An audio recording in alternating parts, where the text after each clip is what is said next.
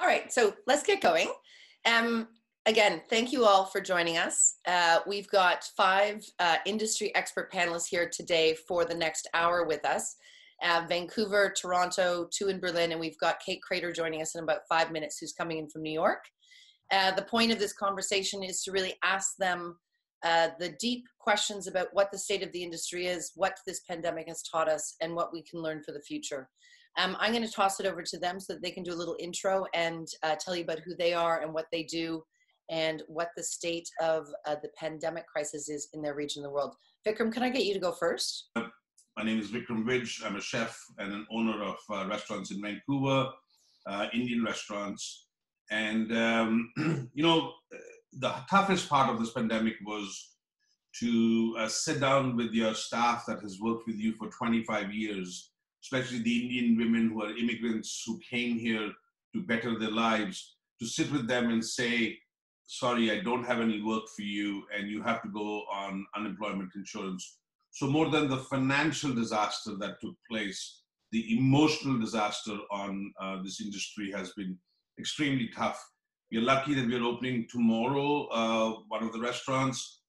But I think going down the road, the amount of checks and balances that we'll have to put in place almost takes that fun out of what we do. You know, we are theater artists. We are on stage and we perform.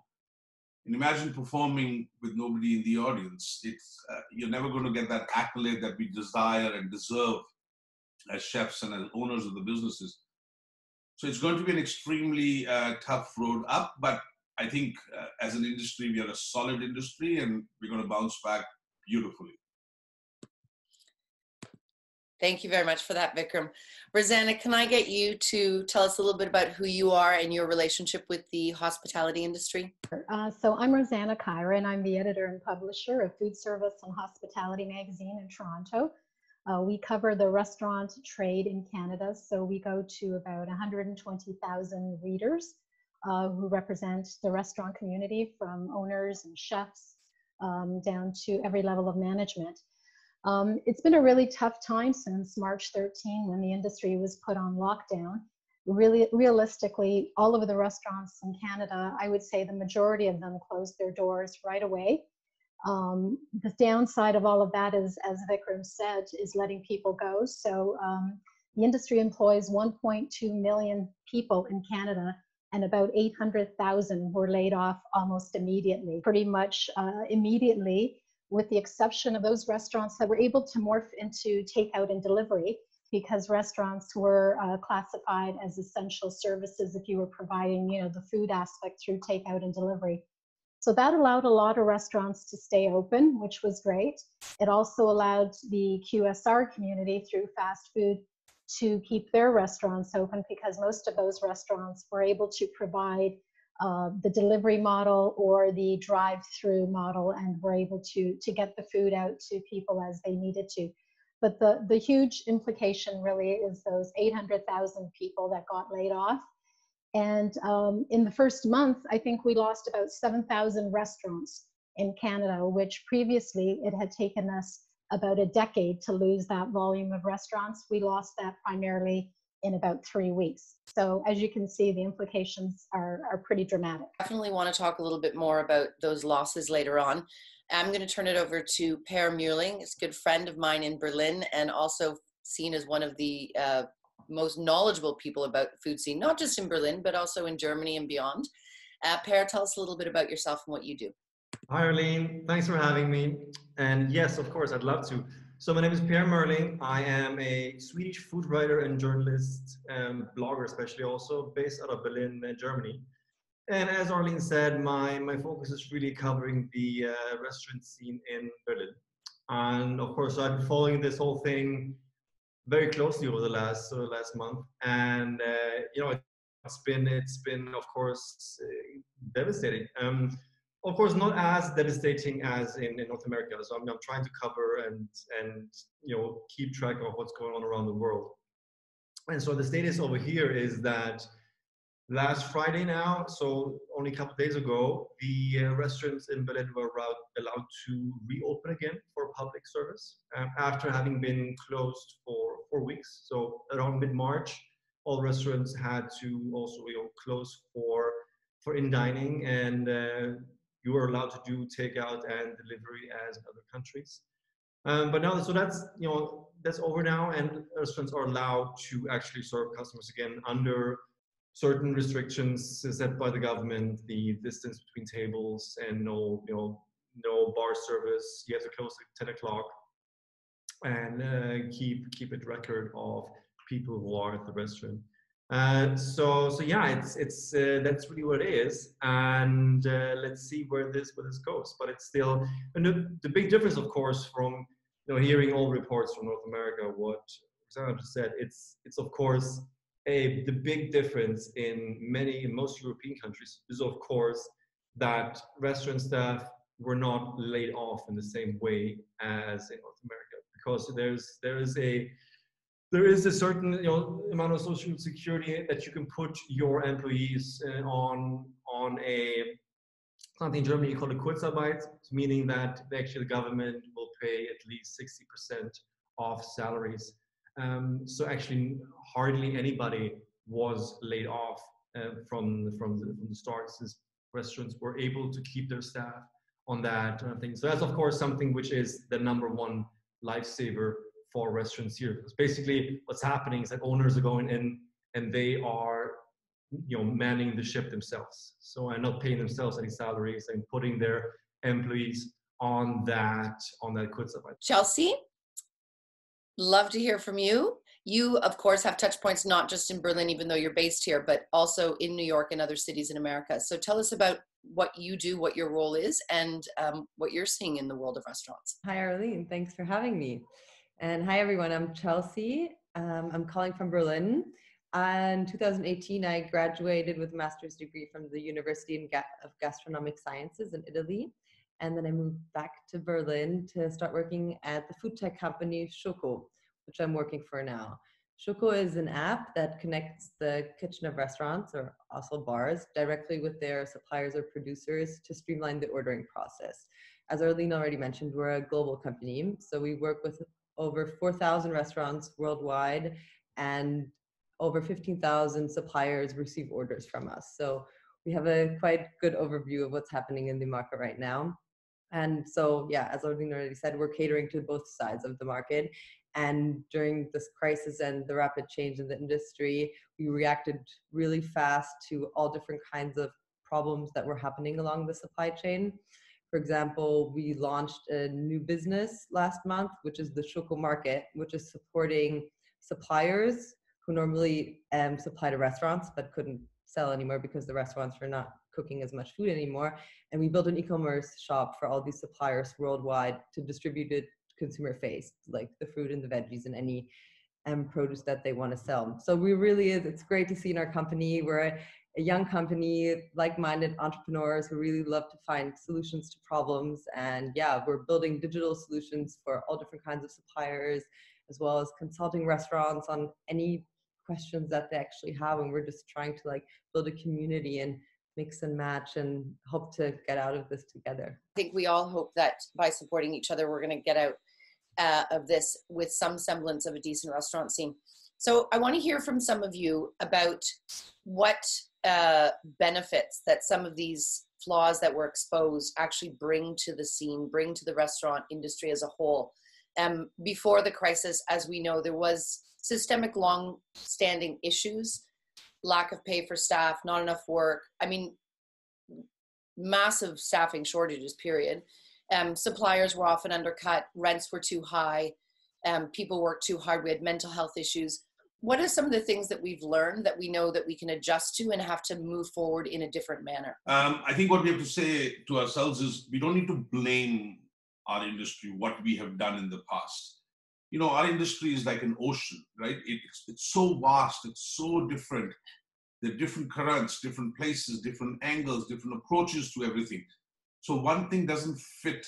So when people say the industry was flawed, I don't think the industry was flawed. It just flowed the way it was. So if you were in India and the population is so high, you paid your people a little less.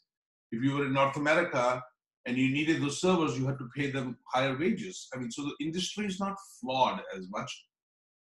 the industry needs to be treated like an industry, like in high-tech sector. It has always been treated as it's an entry-level position. You know, you go and work at McDonald's, or you go and work at a restaurant, you go and work at a bar, just to make ends meet, so that you could go and further your education. Whereas it should be an industry where people are passionately in it, for it. You know, it can't be just a stepping stone. So now that is what has happened over the years. Now the industry is going to say, no. We are a serious industry. We are an essential service. We need to be part of this.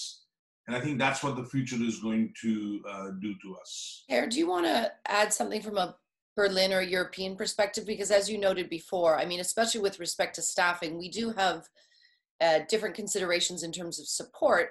But on the other hand, I mean, we were experiencing shortages of staff because people weren't willing to go into this industry. So can you see how this might shift that or make it better? Yeah, I mean, it really remains to be seen how staffing will be affected. I don't know. A couple of weeks ago, I was convinced that it's going to really accelerate, you know, the current exodus we're seeing anyways from hospitality, where people, you know, rather go and, you know, educate themselves in different ways, and just, you know, less people are going into the industry. And I think this, of course, will have an effect on that. And you're just going to see, you know, staffing shortages should increase long term.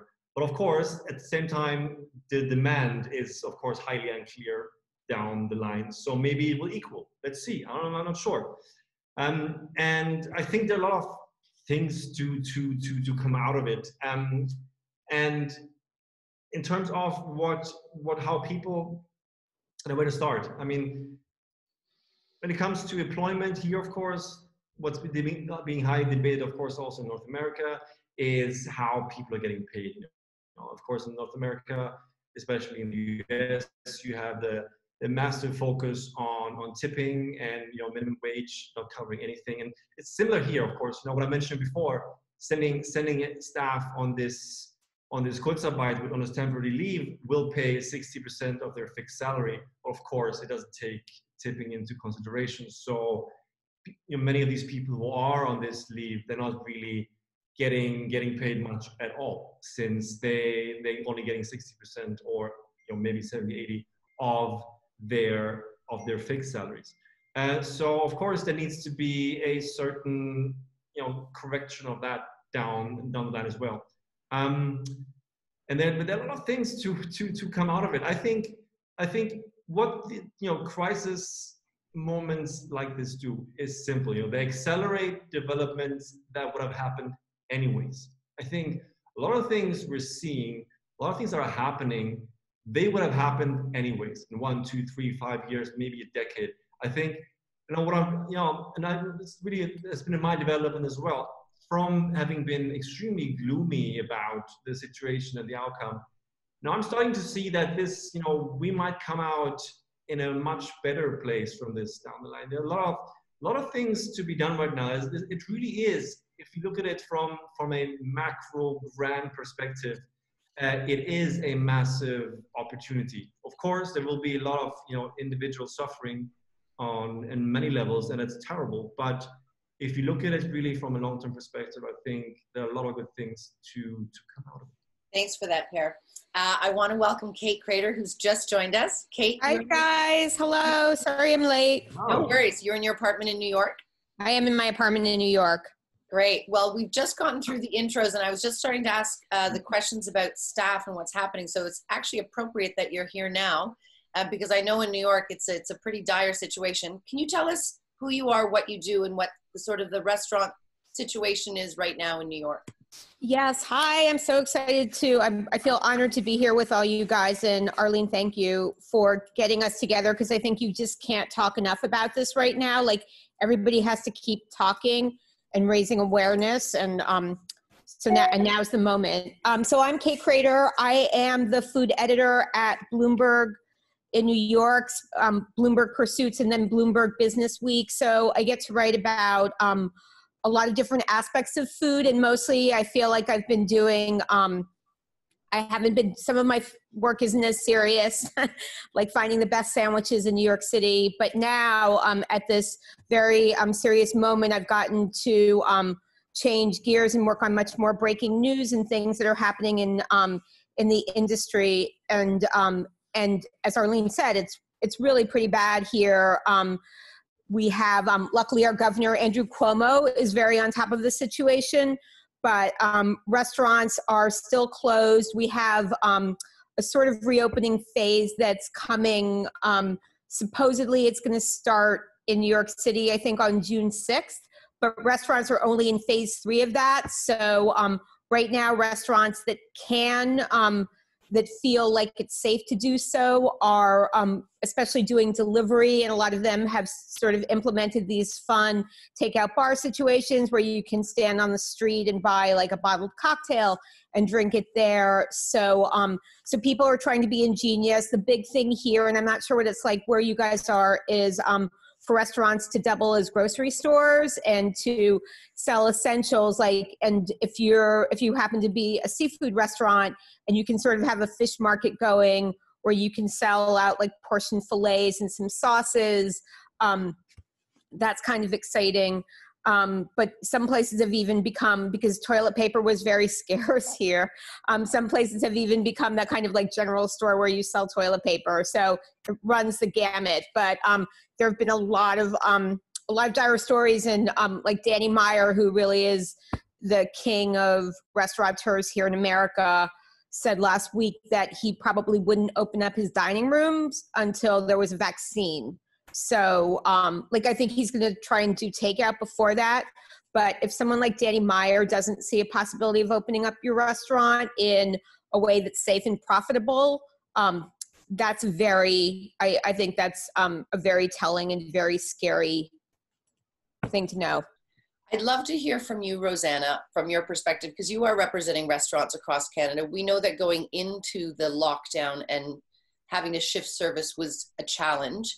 I think what most people don't understand is that opening back up is also equally going to be a challenge. So what are you seeing, and what's your perspective on the realities of reopening? Well, I think the reality is pretty much what you're saying. Restaurants are going to have to be reduced in capacity. And we're looking at, in Toronto and Canada generally, they're talking about 50% capacity, which, you know, I mean, it's better than nothing, but really it doesn't work with the model that most restaurants operate under.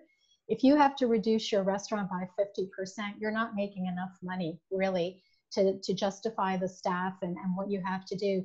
So that is a huge problem for restaurateurs. And I think they're looking at still keeping the takeout and delivery model because that's worked for them well during this time. So if they can at least open 50% capacity while still doing the takeout and delivery, I think at least that gives them a little bit more to go on.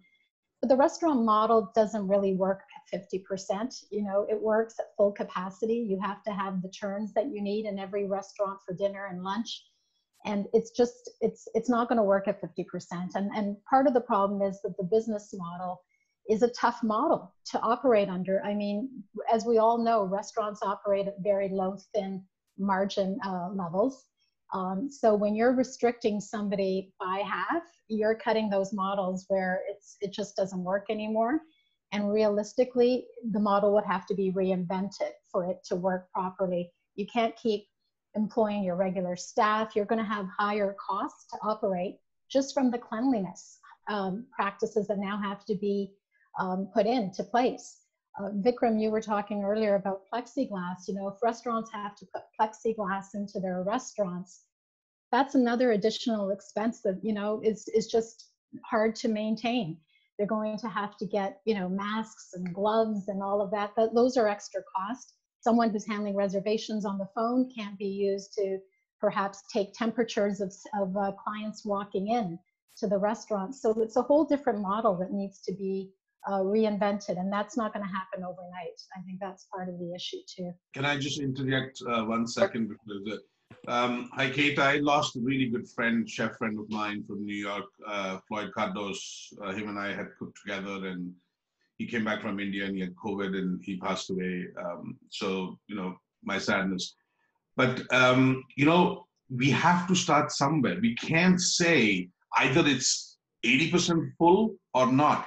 At least we are allowed 50%. Let's start with 50%. Let's prove that 50% model, we are able to adjust to it and then slowly move on. I do not agree with Danny Myers at all because I feel that you're almost like saying is, I want to either go back to the full capacity or I'm not going to do it.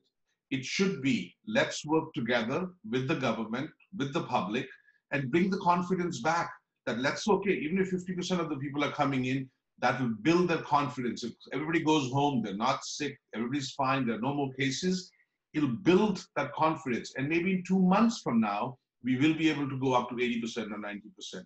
So we have to start from somewhere. Otherwise, it'll be another 2 months of chaotic behavior from people, and the emotional toll it'll take will outweigh the waiting for the 80% opening, that I need to be either open 80% or not. Yes, margins are tough, but we'll come up with ideas. Takeout will be 20%, 50% people will come, everybody will take a little break, salaries will be brought down, the government is helping us, Canadian government has done a fantastic job of coming to the table and supporting us. And I think it'll work. I think it'll work. The summer's here. My God. Yeah. No, Vikram, first of all, I'm so sorry about Floyd. He was a great human being, a great chef. And in fact, actually, I think his shocking death actually motivated a lot of people to close their restaurants here. Like Jonathan Waxman had been operating Barbudo, and I think Danny Meyer too. They both lost a dear friend as you did. And I think the reality of that has really affected them. It's not just like looking at numbers, it's actually seeing the effect of it.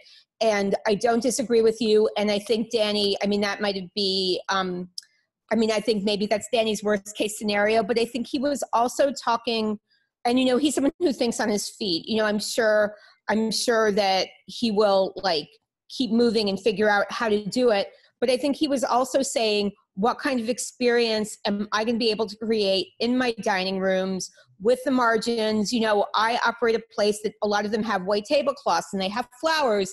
And so to do it, as Rosanna was saying, at a 50% capacity, it's hard. It was hard for him, and believe me, he's a smart guy. I think it was hard for him to crunch the numbers, to figure out how people would feel safe, to figure out how they would pay their vendors and create an experience that people would want to come to and experience and have it not be a big money loser. I think he had different considerations, but I hear you. And I think at some point he and everybody else is going to be we have to press play. Chelsea, I'm interested in hearing from you because you're in touch with a lot of restaurants as well. What are some of the things that you hear are coming up for issues, concerns about reopenings? Yeah, so in general, one thing that I can say is that our data shows that the volume of the orders between restaurant and suppliers has doubled within the last month. So that is, I guess, in a good note to see that everything is starting to slowly reboot, and the restaurants, yeah, they're really adjusting. You can see all these chefs, they're amazing. They're creative minds, really just reacting so fast and understanding, okay, how can we use this business model as flexible as possible, and just really understanding.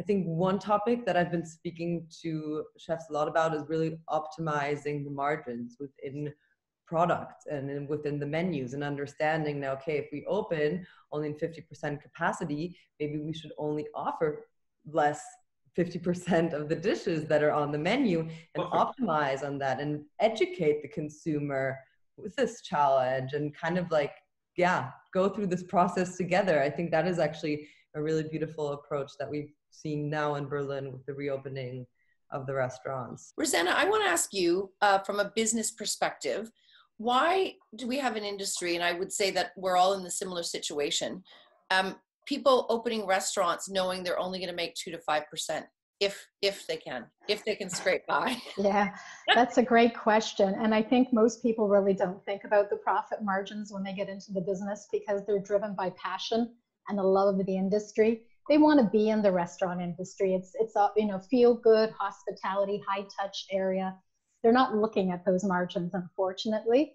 And realistically, that is a hard thing to get around, because everybody thinks, wouldn't it be great to have my own restaurant where I can entertain everybody and welcome them into my home type of thing. So the business aspect of it doesn't always play into it. I think it's driven by passion. And Vikram, I'm sure you would agree that that's why you got into the industry. And that's also why a lot of restaurant operators, when they look at takeout and delivery, they don't really want to do takeout and delivery. You don't get to see your customer enjoying their food. You don't get them to, to welcome them into your restaurant. So while they should be thinking about that, obviously to make money, because that you need to make money, I think they're driven by the love of hospitality and the passion for excellence in culinary pursuits, as opposed to the money aspect. Arlene, that question is like asking an artist, why do you want to be an artist? Or why do you want to be a musician or an actor? You don't go there and think that, oh my God, there's 10,000 actors that are not going to make it. You think you're going to make it. You think you are good enough that you're going to become that actor or that musician. And that's the passion behind it. It's nothing to do with money. If you took my business model to a bank and said, here is my business plan, they will shred it because it doesn't make sense. It doesn't make sense. How many people we employ, what we do. They'll say, you know what, you're better off holding a sign on a road and getting paid $25 an hour to hold that sign called slow and stop than to get into the restaurant industry. For the hours that we work, the stress that we go through is too much. But it is the passion, it is the love, it's the accolade that you need. You're like a stage actor. When that person is eating that food and they say, oh my God, this is so delicious, that's the high that you get. That is your reward. And Kate, I want to flip this back on you, because being in New York, one of the epicenters of cuisine and gastronomy, is this going to damper people's dreams? Are people going to think twice about like what it really means to get into the restaurant industry? I mean, yeah, no, I think New York City is looking at a crisis on restaurants on a lot of levels, because so many people left. I think it was already a very challenging city to do business in. And I think you saw a lot of people see opportunity in a city like Philadelphia, which is like an hour away with much cheaper rents. And so if you're a chef de cuisine and you think, I don't know how I'm going to open my own restaurant here in New York when a build out is like $5 million, and I can go to Philadelphia and maybe do it for $100,000, or maybe a little bit more than that. But I think New York City was already in a challenging place, and now so many people have left. There's a question about what the audience is going to be like and what neighborhoods are going to be activated, because there's so many companies have issued like work from home at least through the summer. So some neighborhoods like Midtown Manhattan, where you would think you would have a good audience, who knows when people are going to be going to eat there, like no time soon. And so I think, and what chefs, if you're not a chef making a lot of money, like can like sous chefs afford to work in, afford to live in New York City and pay rent? Rents here are expensive too. So I think, I always believe in New York. I'm from New York, so I am New York City forever. But I think we have a tough couple of years ahead of us. Pierre, let's talk about tourism, because as we know, Berlin is highly dependent on our summer tourists. A lot of the smaller imbisses, the little donor shops, the little burger shops, they're highly dependent on those cultural tourists that are coming into the city. What's our city look like this summer? Wow. The straight answer is we're of course not going to see any real tourists this year. But although at this moment, what's happening in Europe, there's actually discussions about opening up borders for the summer, especially focused on July. So I think the zero tourism scenario is actually not going to happen. We're going to see something. But really, for those restaurants that are solely dependent on tourists, and there are, of course, a lot of them, as you mentioned, it's going to be a tough one. And back to what we just talked about, I think what this whole thing is going to do, it forces people within hospitality to be a lot more business savvy. It's creating a whole new generation of business savvy restaurateurs. In this regard, that of course means adjusting your offering towards a local audience. And doing something which really caters towards them. And you see all the good restaurants that, good as in finer dining, that maybe see 40, 60% tourists on any normal day, they're also adjusting their offering towards locals. And I think towards also we just discussed is for these people, what's going to happen? We're going to create a generation of multi-channel restaurateurs. What they're doing now, many people here, with the delivery and the cook boxes and the takeout, that's gonna, I think it's gonna not disappear. It's gonna be around. People will have to make sure they stand on many feet. All that stuff has to be around. So I think what all the smart restaurateurs are realizing at the moment is like, I can never allow myself to be that vulnerable again. To just do one thing, maybe only cater to tourists, only do this one thing. I got to be able to do many things to survive any upcoming future crisis, which are highly likely, right? Chelsea, can we talk a little bit about supply chain, something that is in the background of what pushes restaurants forward? You're doing that through the work you do with the suppliers you work with. Tell us a little bit about how that's being impacted, especially from the beginning when people weren't getting paid, and now you're saying there's an upsurge in ordering again. So tell us a little bit about what that looks like in the background. It's a whole supply chain, right? And the restaurants are dependent on these suppliers. So in the last weeks or months, it was actually really also heartbreaking to see that side of the supply chain, especially a lot of mid-sized suppliers, those guys that normally deliver to the restaurants, them really being in an existential crisis and saying if they don't do sales for the next 2 weeks, they have a real problem. So we saw it as our mission to kind of like keep them alive, because if all of these suppliers disappear and our restaurants can reopen and they're not there, what do we do? So on the side of the suppliers, there's also the similar challenges on the restaurant side. It's not an industry that is very digital.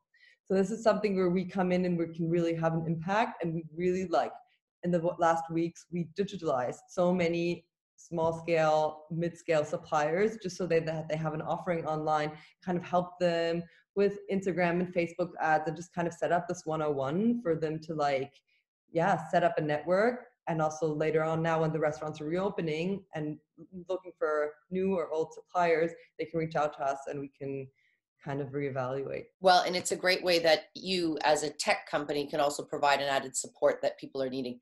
Vikram, I want to be sensitive about your time because he's got to hop off this call very, very soon. I want to go through each of you and talk about some of the most inspirational things that you've seen that have given you hope for the resiliency and the diversification of this industry. So if you can just show us or share with us a couple of examples from your region that you think are a model for success in the future. So one of the things that I did initially, as soon as we were closed down, was once a day when we were doing takeout, I would physically go in my fancy car to people's homes and bring the food to them. So they were expecting this delivery guy coming in, and here is Vikram Rich showing up with a bag in his fancy car of food of takeout. And that went really well with people. It made them feel that we are all equal.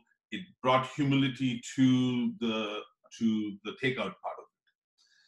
So then, obviously, that was one thing. But then the other thing was my kitchen staff, my front of the house, everybody got together and said, I'll take turns in doing delivery. So we didn't have to hire anybody to do this. Everybody was taking turns in order to deliver and cook and everything else. The other thing that was really important from the kitchen point of view, because these are all immigrant women who have come and worked and they didn't want to go on unemployment insurance, what they did was they cut down their menus. So instead of making handmade samosas and getting paid by the hour, they started creating home style of dishes that were very simple. So rice, dal, chicken curry, some chutney, papadam, and then that's it. So we brought the menu down to an entry level of simplicity and quickness. So we were able to cook, 10 things in 10 hours instead of trying to cook, 24 things in 2 days, basically. And so that was the biggest innovation that happened. Again, takeout is going to happen. It's going to continue happening. People want to sit in front of the computers and eat, or it's sad, but the truth of the matter is this. Also in takeout containers, I've started doing things that looks like a plate. So you open it up and you see it and it's like, oh, this is beautiful. It's not just a curry on top of rice and everything else. So I've used the takeout containers as a form of a plate. How would I like to eat if I was sitting in front of a computer? What should that takeout container look like? And so those are the things that I've done. That's really wonderful, Vikram.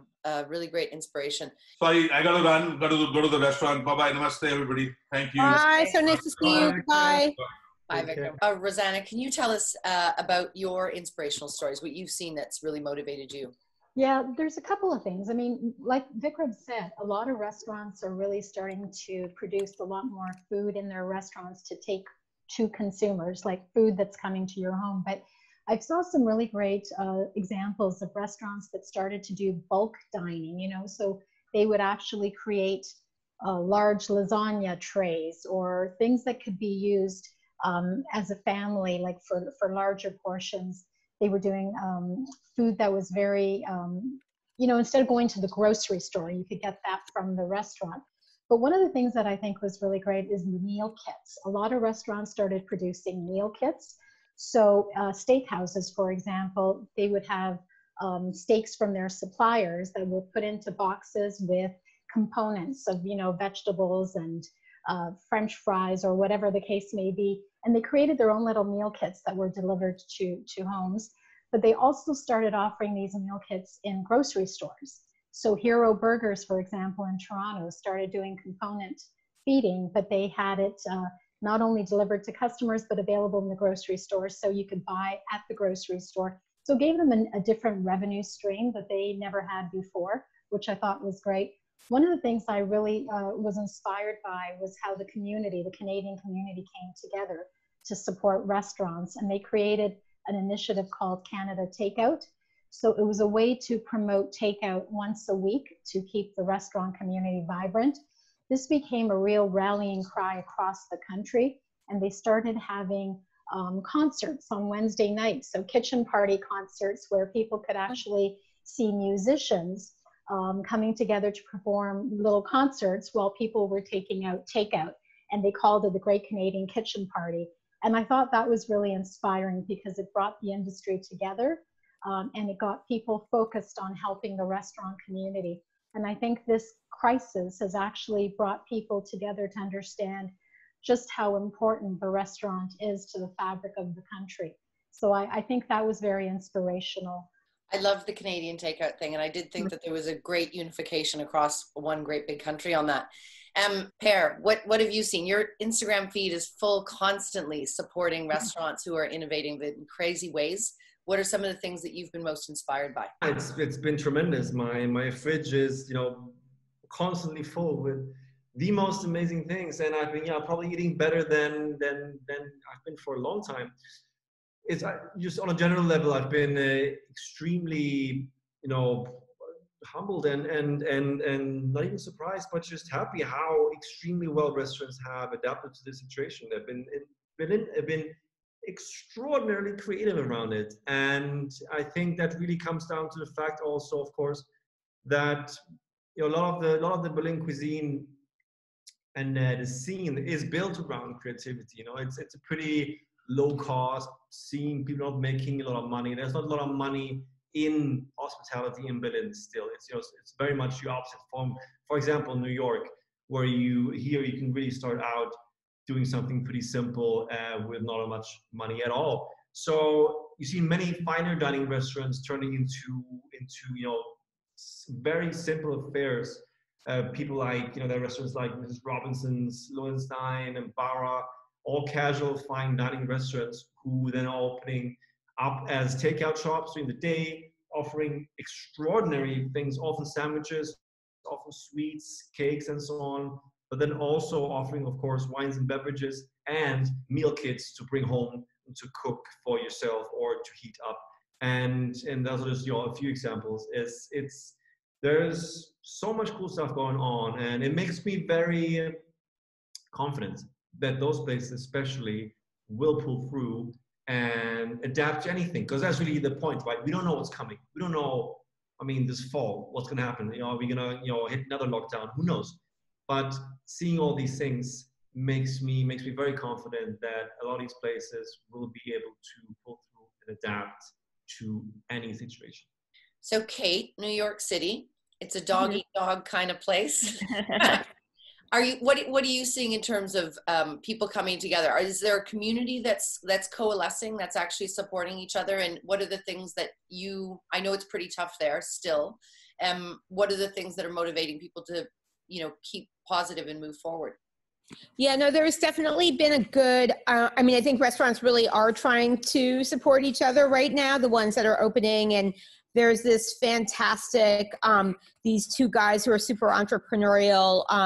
Their names are Fabian Van Hosk and Jeremiah Stone, and they have a restaurant called Contra and a wine bar called Wild Air. And they have like terrific backgrounds, like they cooked at places like Noma and Spring. And then they came here and started doing a very affordable tasting menu at Contra and opened up an idiosyncratic wine bar called Wild Air. And so they waited a minute, and then they started a really cool takeout called Contraire, Contrair. So it's sort of, I think it combines both their restaurant names, but it has a menu from neither. It's food that they feel like travels well, and it might be inspired by a dishwasher. Like they found this terrific biscuit recipe that's like these biscuits are phenomenal, and they're doing jerk chicken, and it really, I think it's really smart because it conveys like another aspect. You're like, well, I love Contra and I love Wild Air, but I don't know if that food would have delivered very well. So they figured out dishes and a congee that's delicious. Like they figured out how to come up with another kind of food that people, or they've created another kind of menu that people want to eat, but they're also pumping up like other places that are doing takeout now. So I feel like it's sort of this game of wonderful telephone where you order from them and they're like, next time you should order from Atla, which is this great Mexican restaurant here. So so there's some fun things going for sure. There are meal kits, like Stone Barns has started doing meal kits, and those work so well. I think Rosanna was saying that too. Like you get to support farmers because part of this is the threat. You're not just threatening restaurants, but you're threatening the whole ecosystem around them. The farmers and the people who supply the plates and the bakers and the butchers and all of it. And so these terrific boxes end up like highlighting the eggs from somebody in New Jersey, or the bok choy from somebody else, or the salsa that somebody's making. And those have been really popular because people are cooking at home more too, but so they feel like there is a lot of like cautiously positive things like that, programs. And it'll be interesting to see what the future looks like and how people use them going forward. I think we all forget that in times like these, we definitely saw it in Toronto during SARS, and we definitely saw it in Toronto during things like the blackout, Rosanna. People do come together and support each other. And I think that, we're in the hospitality business because we're hospitable. And as you pointed out earlier, we want to have this engagement with people. Chelsea, some things that you've seen or highlights that you've seen that inspire you. So what is food? What is the food that we're eating? Where does it come from? And really understanding, okay, here's the produce from the supplier, here's the meal kit, or here's the meal that we prepped for you, and really highlighting all of like these different produces. And obviously I'm very excited that finally Berlin has good sandwiches, and I can find fried chicken sandwiches everywhere. That's one good thing. And I've got, what I like as well is how all these restaurants like adjusted and like going from dine-in to delivery or pickup, and how Berlin is getting like this new kind of like Mediterranean flair. You're like, you walk down the street and then there's this restaurant selling fruits and veggies and a sandwich outside of their window. And I think that that's like an interesting development that I hope that more life and food will be seen on the street in future. What's your ideal restaurant landscape look like for the future? Wow, that's a really tough one, Arlene. First of all, we have to survive this. I think that's the ideal landscape, is I want everybody to stick around. I think realistically, restaurants are going to have to continue to be very nimble. And I think the ones that are going to be the ones that are the most successful moving forward, because as I think Pierre said earlier, coming ahead, we may have more pandemics in the future. So I think restaurants have to be really nimble and be able to adapt quickly because the world isn't going back to what it was anytime soon. But I think what's really important is that we do have these restrictions in place, physical distancing and the plexiglass and all of that. I think we have to still be able to maintain a semblance of hospitality through all this, because if a restaurant appears that it's just clinical and following safety, but it doesn't feel like a restaurant where you're going in there to have a great meal or to have some fun, I think that's going to be really hard to attract the consumer moving forward. So you have to be able to fulfill all of those safety obligations, but you still have to have a great restaurant experience for people that want to go out and dine. Otherwise, I think it will be challenging moving forward. And Pierre, Berlin's been clamoring to be a world-class food city for some time now. Is this going to quelch those chances for us? No, I don't think so. And then, it's all relative, but I think what I'm hoping that will stick around is this focus on simpler, real food, the focus, what's really important about food. And I think it never made sense for Berlin to compete with other cities in terms of fine dining, to have the most extravagant food and Michelin-starred restaurants and so on. I think, there was a lot of smoke and mirrors. And I think really this is doing is also, it's kind of putting an end to a certain hype in the restaurant industry. And I don't think that's a bad thing. I think that's a good thing.